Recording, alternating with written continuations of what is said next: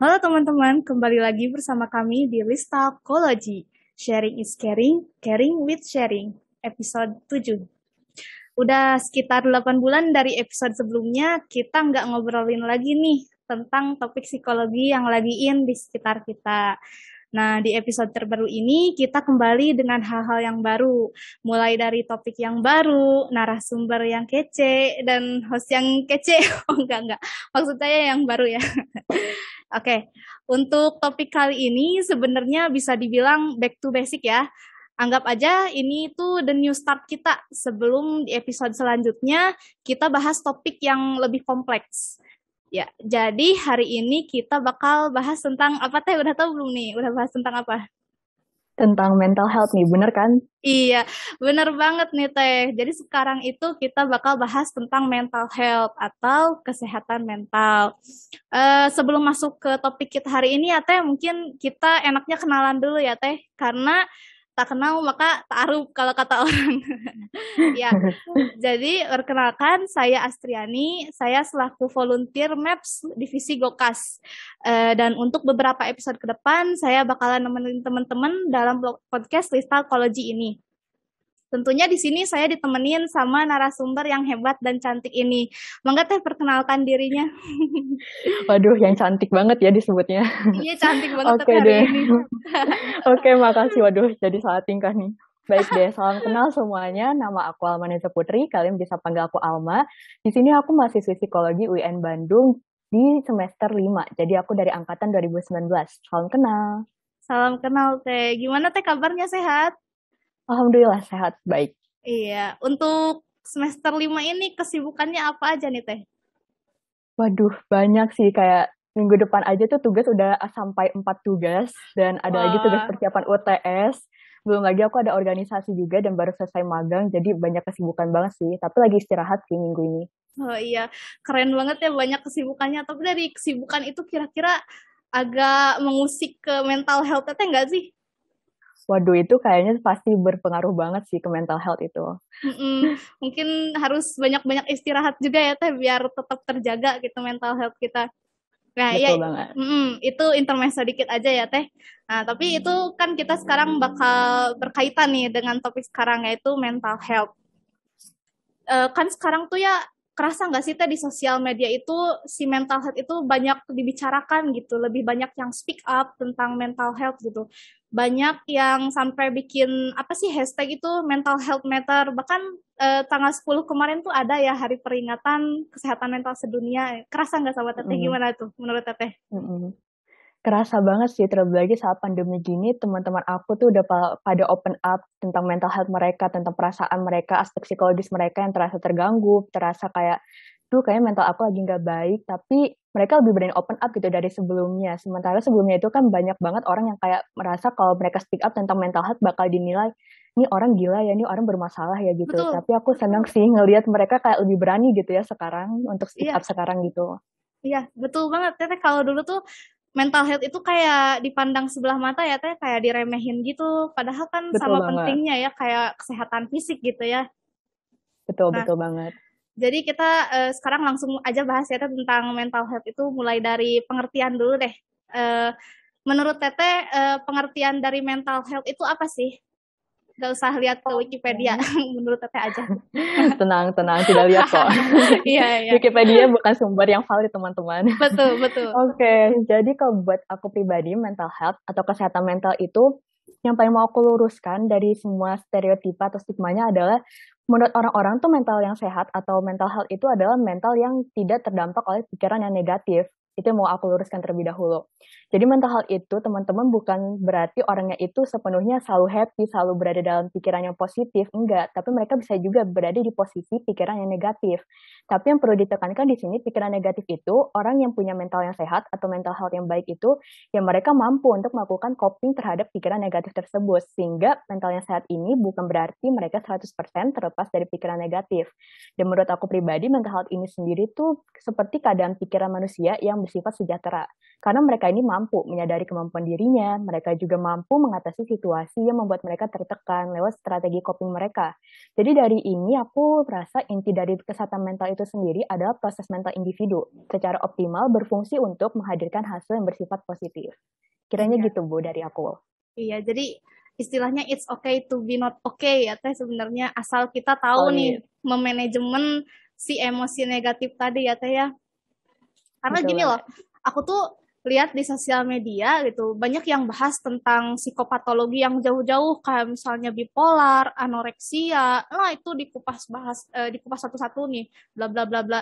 Tapi aku tuh sedikit gitu yang bahas tentang kesehatan mental itu sendiri yang basicnya nih. Makanya aku tuh khawatir orang-orang tuh tahu gitu tentang psikopatologi yang jauh, tapi untuk hal-hal dasarnya itu mereka kurang tahu gitu teh. Bener gak sih teh? Kalau menurut teteh kayak gitu kan ya?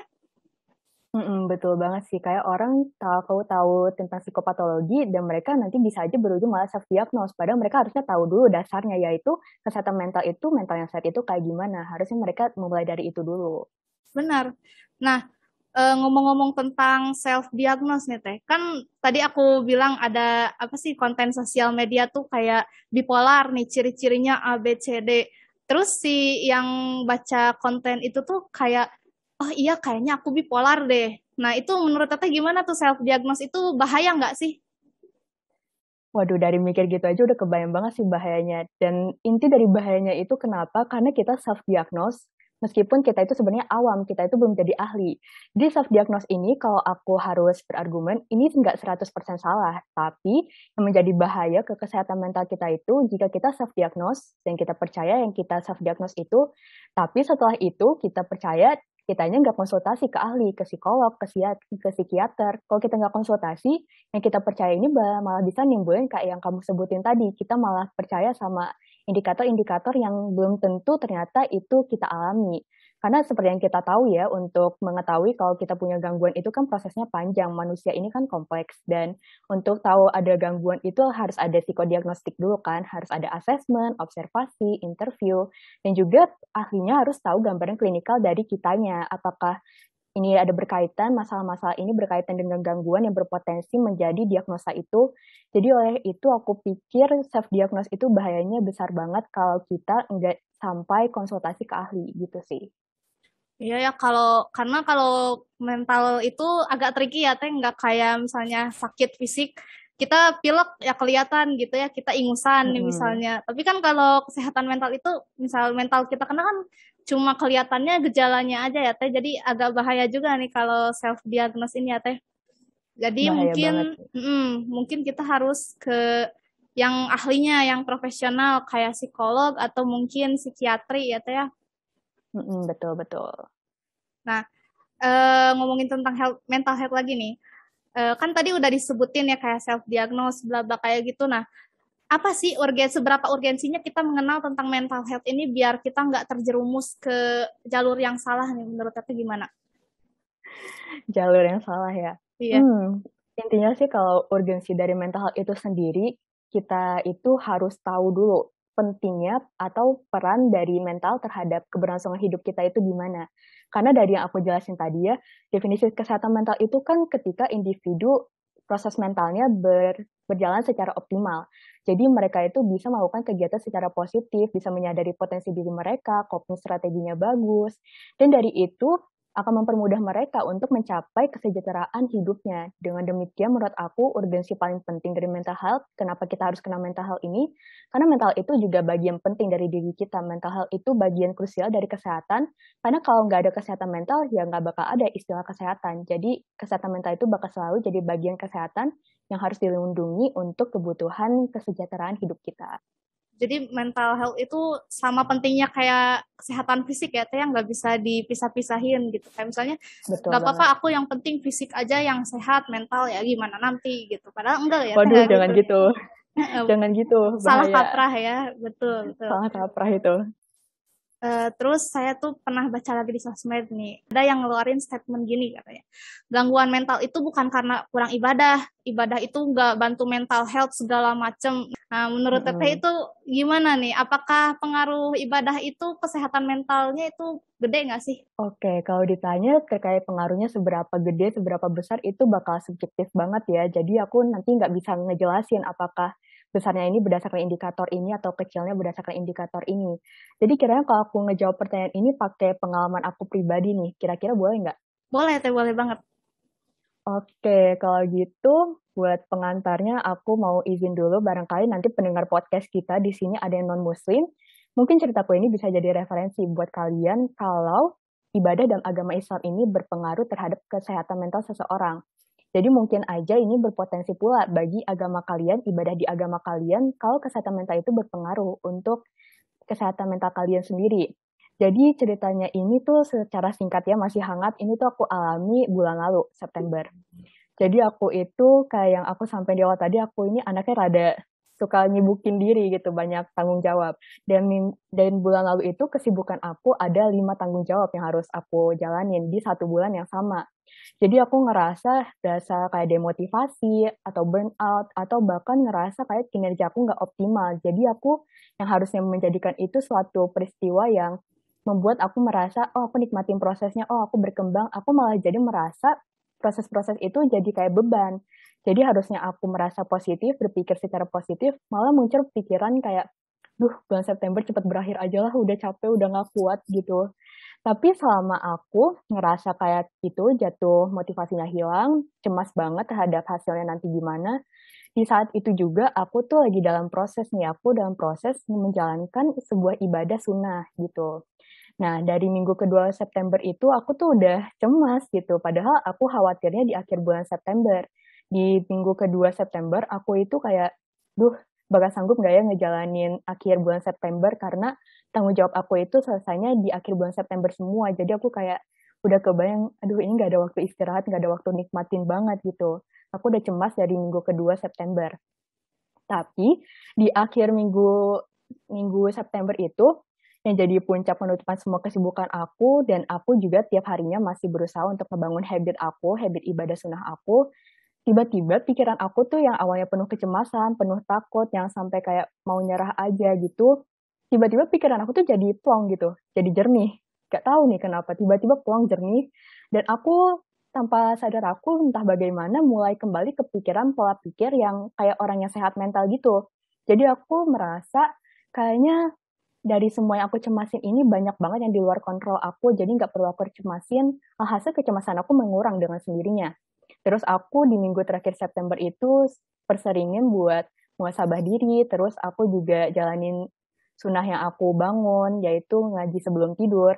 Aku juga mulai menyambut hal-hal yang aku cemasin, yang aku takutin sambil ketawa aja gitu kayak, oh ngadepin ini lagi. Dan aku sambil nerapin pikiran, ya udahlah bismillah percaya aja sama Allah, sama kemampuan diri sendiri juga yang udah kebentuk sampai akhir September ini. Jadi selama proses di akhir bulan September itu yang aku tiba-tiba awalnya penuh kecemasan, berubah jadi plong kayak orang nggak ada kecemasan, itu aku mulai perbanyak doa dan juga rajinin ibadah sunnah aku, dan di doa itu aku banyak menekankan kayak, ya Allah tolong untuk hasilnya apapun nanti, kan aku takut ya sama hasilnya itu, apapun hasilnya nanti tolong beri aku kekuatan untuk meyakini bahwa itu adalah yang terbaik. Aku banyakin doanya gitu. Nah, jadi pas di akhir tanggung jawab aku itu, yang sangat aku takutin tuh dari semua 5 tanggung jawab aku adalah aku lagi ikut lomba debat. Aku ikut lomba debat perdana, padahal aku itu anaknya gak suka debat. Jadi semua yang aku nggak suka itu ada di debat, tapi aku ikut lomba debat gitu. Kan lawak banget ya. Tapi pas aku ikutan, pas di hari H lombanya, biasanya kalau teman-teman aku nanya, "Mak, udah siap belum?" Biasanya aku jawab, "Enggak, mules," gitu. Tapi pas mereka tanya, "Ma, udah siap belum?" Aku dengan santai jawab, "Siap dong," gitu. Dan dari itu semua, hal hebatnya itu dari semua kesibukan yang aku akhirin di akhir bulan September itu, semua hasilnya itu bersifat positif, berbuah baik semua, nggak ada yang negatif sama sekali. Walaupun aku ada yang nggak menang, ataupun yang kurang maksimal, tapi aku nggak ada rasa penyesalan atau kayak nyalahin diri sendiri gitu yang aku takutkan di awal. Aku kayak berterima kasih banget sama semuanya udah aku kerjain. Jadi waktu dapat hasilnya itu aku ngerasa sangat yakin kalau ini adalah pengaruh ibadah yang lagi aku bangun, yang ngebuat mental aku yang awalnya penuh kecemasan jadi berasa mentalnya lebih sehat dan lebih bisa menghadapi situasi dengan coping stress yang lebih baik. Kiranya gitu sih gambaran aku untuk ngebuktiin bahwa ibadah ini pengaruhnya besar banget terhadap kesehatan mental. Betul. Jadi ibadah itu asal dilakukan dengan sepenuh hati ya Teh. Jadi berpengaruh juga nih buat kesehatan mental kita jadi lebih baik tentunya. Karena aku juga nih pernah dulu tahun kemarin lah sekitar 2020 itu awal pandemi nih. Aku tuh merasa cemas banget, apalagi kan pandemi nggak bisa kemana-mana, aku merasa terisolasi. Terus aku tuh kayak merasa demotivasi yang awalnya aku tuh punya hobi banyak nih. Tiba-tiba lost semua gitu, hobi aku tuh kayak nggak enak aja semuanya. Terus aku tuh Hmm. di suatu malam gitu, aku tuh mikir gitu, kayaknya ada yang salah nih dari ibadah aku ini. Aku coba ambil salat malam, aku perbanyak salat sunnah aku. Nah, di situ aku tuh sadar ternyata mungkin dari kemarin aku sholat ya sholat aja, mungkinnya hanya ada badannya aja gitu istilahnya tanpa ada hati. Nah, setelah aku coba dengan sepenuh hati ini, memang bener teh terasa ke mental aku tuh jadi lebih enak, plong, kalem gitu, Hmm. enggak merasa Hmm. sendiri lagi. Aku yang awalnya ngerasa selalu anxious gitu, jadi lebih merasa damai aja gitu, nggak terlalu keras sama diri sendiri. Nah, jadi kalau aku sendiri kurang ini ya, kurang setuju sama statement yang bilang ibadah itu nggak ngaruh ke mental health gitu saya. Betul Nah, banget, betul banget. kan tadi ibadah itu kita bilang anggaplah bisa membantu healing nih dalam mental health kita. Sekarang tuh banyak ya istilah ada self healing kayak jalan-jalan gitu teh. Nah itu sebenarnya membantu gak kalau jalan-jalan doang itu disebut self healing nggak sih teh menurut teteh? Jalan-jalan buat self healing sebenarnya aku nggak bisa bilang kalau itu bukan self healing sih karena aku yakin self healing orang-orang itu berbeda ya. Jadi ada yang emang jalan-jalannya itu sebagai bentuk self healing mereka. Soalnya aku pernah coba tanya Q&A di Instagram gitu tahu kan ya. Nah, aku tuh coba nanya teman-teman aku cara kalian self healing tanpa ngeluarin uang gimana. Nah, itu banyak banget yang jawab jalan-jalan, keliling Bandung lah, keliling kota naik motor, atau cuma jalan-jalan di taman, jalan-jalan ke depan rumah, itu udah healing buat mereka. Dan mungkin buat kita kayak, ah jalan ke depan rumah aja udah healing, gimana ceritanya? Tapi ya orang-orang ya begitu, manusia benar-benar sekompleks itu seleranya, jadi gak ada yang tahu. Makanya kalau buat aku pribadi, ya jalan-jalan itu bisa jadi self healing untuk banyak orang juga. Tapi bukan berarti dengan kalau misalnya kita kena apa sih suatu gangguan gitu ya, berarti mungkin nggak cuma jalan-jalan aja ya. Kalau misalnya udah mengganggu, mungkin kita lebih ke ahlinya mungkin ya daripada jalan-jalan terus kan ya.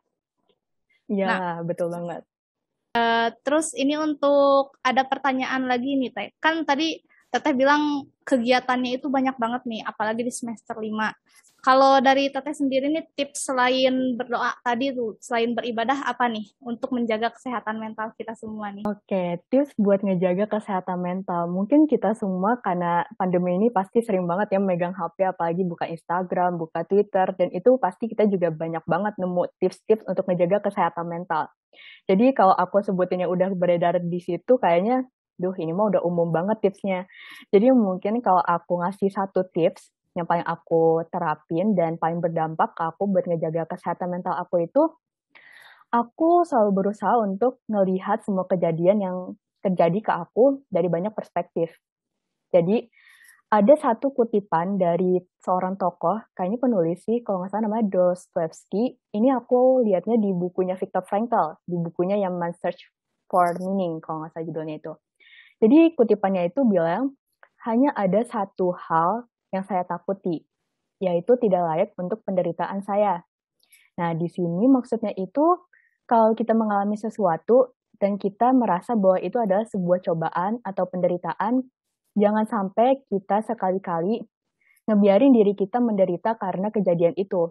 Jadi kalau ada kejadian yang misalnya dalam konteks mahasiswa nih, kayak yang aku sampaikan tadi, aku kan lagi diserang banyak banget tugas, baik itu tugas UTS, tugas individu, tugas kelompok.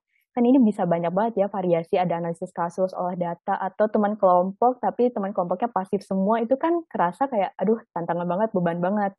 Tapi kalau kita bisa melihat pengalaman itu dari perspektif lain, ya kesehatan mental kita bisa dilindungi juga. Karena dari kita melihat dari perspektif lain, kita itu secara tidak sadar membentuk coping dari situasi yang mengancam kesehatan mental kita. Jadi aku itu percaya selalu ada hikmah dari suatu cobaan, dari suatu kejadian. Misalnya kalau ada kelompok, terus teman-teman kelompoknya nggak aktif, kita pasti mikirnya pertama itu kayak, aduh capek banget ini ngegerakin tim kok nggak ada yang gerak-gerak. Tapi kalau dilihat dari sisi positifnya, ini melatih banget untuk kemampuan leadership kita. Sementara kita tahu sendiri leadership ini dibutuhin banget di dunia kerja, dunia karir nanti. Jadi tanpa sadar meskipun ada sisi yang terasa berat, ternyata sisi yang berat ini kalau dilihat dari sisi positif, ini bisa membawa dampak yang menimbulkan motivasi tersendiri buat kita untuk terus melakukannya meskipun ini sebenarnya hal yang berat. Jadi dari sini kita itu bisa tahu nih mana kegiatan yang udah kita lakukan dengan benar dan mana kegiatan yang masih perlu kita tingkatkan lagi kekurangannya. Dan kita semua juga udah tahu pasti kalau berbagi ilmu ke orang lain itu kan pasti banyak manfaatnya ya. Jadi kalau aku simpulin itu, kalau kita bisa lihat segala kejadian di hidup kita dari banyak perspektif, tepatnya perspektif yang positif, ya kita bisa menghadapi itu dengan mental yang sehat, pemikiran mental yang sehat. Karena kita tanpa sadar membangun strategi coping untuk menghadapi stres selama hidup kita itu. Kiranya gitu sih. Jadi mungkin kita harus selalu melihat pakai kacamata positif, kita selalu melihat pasti di dalam kesulitan itu ada kemudahan. Tapi nih teh ya, kan kita sering aja nih nemuin orang yang negatif terus liatnya tuh, apalagi misalnya dijadiin excuse, aku tuh lagi depresi, aku gak mau ngapa-ngapain, udah bye gitu ya. Nah itu gimana nih cara keluar dari lingkaran setan itu nih teh, biar kita tuh bisa jadi melihat ke arah yang lebih positif gitu. Gimana teh tipsnya dari mulai yang kecil dulu aja? Kalau aku percaya semua orang itu selalu di hidupnya selalu punya pilihan. Kalau kita balik lagi ke Viktor Frankl itu kan ada istilah free will ya. Jadi orang itu mau mereka dalam kondisi apapun, mau mereka udah sering terjebak dalam pikiran negatif, anxious gitu, kalau mereka percaya mereka bisa bangkit dari itu, mereka percaya bahwa ini nggak bakal terjadi kalau mereka mau berubah. Jadi bermulai semuanya itu balik lagi, mulai ke diri sendiri. Kalau diri sendiri mau berubah, ya selalu ada kesempatan untuk berusaha untuk keluar dari apa yang disebut lingkaran setan itu. Jadi penting banget untuk mulai dari diri sendiri dulu, untuk percaya bahwa kita sebenarnya mampu untuk jadi lebih baik dan bisa keluar dari situasi yang sebenarnya menderitakan atau bahkan seberat pikiran-pikiran negatif tersebut. Jadi intinya niat ya teh, lebih ke niat kita sendiri untuk keluar dari hal negatif tersebut ya teh, karena percuma kalau misalnya kita lihat banyak tips A B C D tapi niat kitanya nggak ada, ya percuma ya teh, mungkin kayak gitu ya. Betul banget. Nah, itu tadi pertanyaan terakhir. Terima kasih Teh Alma yang udah bersedia berbagi ilmu kepada kami nih. Sebelum saya tutup, mungkin Teteh mau ngasih statement terakhir sebelum ditutup. Oke, statement terakhir ya. Sebelumnya aku mau makasih banget buat kesempatannya. Benar-benar pembawaannya asik banget. Jadi aku senang banget bisa saling sharing juga. Apalagi dengar cerita dari hostnya juga itu jadi berasa interaktif banget nih sesinya. Kalau dari aku pribadi, kembali lagi aku mungkin mau menekankan terkait kesehatan mental sendiri. Selalu usahakan untuk lihat kejadian yang kalian alami itu dari berbagai perspektif. Tepatnya mulai dulu dari perspektif yang positif. Karena dari setiap kejadian itu, gak mungkin semuanya negatif. Meskipun ada yang berat, pasti ada sisi positifnya. Dan kalau kalian udah bisa menemukan sisi positif itu, kalian bakal lebih mudah untuk menghadapi segala tantangan hidup dengan mental yang lebih sehat. Kiranya itu sih untuk closing statement dari aku nih. Keren banget nih closing statement-nya. Mungkin kalau aku simpulin dari awal nih, mental health itu perlu banget ya buat kita prioritaskan, sama halnya kayak kesehatan fisik. Nah, terus kita itu mengartikan mental health itu bukan berarti kita harus selalu happy ya, teh. Kita nggak apa-apa gitu, misalnya sedih gitu, kecewa, marah, asal kitanya bisa memanajemen emosi itu sendiri dengan cara yang baik. Nah, terus untuk statement yang ada katanya kurang ibadah itu bukan pengganggu kesehatan mental. Nah, kita itu kan kurang setuju ya dengan itu, karena justru dengan ibadah itu bisa membantu kesehatan mental menjadi lebih baik. Jadi mungkin teman-teman yang merasa sekarang mental health-nya kurang gitu, sedang menurun, sebelum ke ahlinya gitu, mungkin teman-teman bisa juga untuk memperbaiki ibadah kalian jadi lebih tulus mungkinnya, jadi tidak hanya menghadirkan badan saja namun nuraninya juga dihadirkan. Nah, Betul banget. terus untuk keluar dari hal yang negatif, kita itu perlu niat dari diri sendiri. Karena percuma ya teh, kita baca buku ini, baca buku itu, tips ini, tips itu. Tapi niatnya itu setengah-setengah gitu. Nah, percuma ya teh, nanti bakal balik lagi ke hal yang negatif. Harus mau lakuin kitanya. Betul. Karena memang memulai itu yang agak susah, tapi kalau udah dimulai itu asik nih sebenarnya. Bener banget. Iya. Oke, terima kasih kepada Teh Alma sekali lagi karena telah bersedia untuk berbagi ilmunya.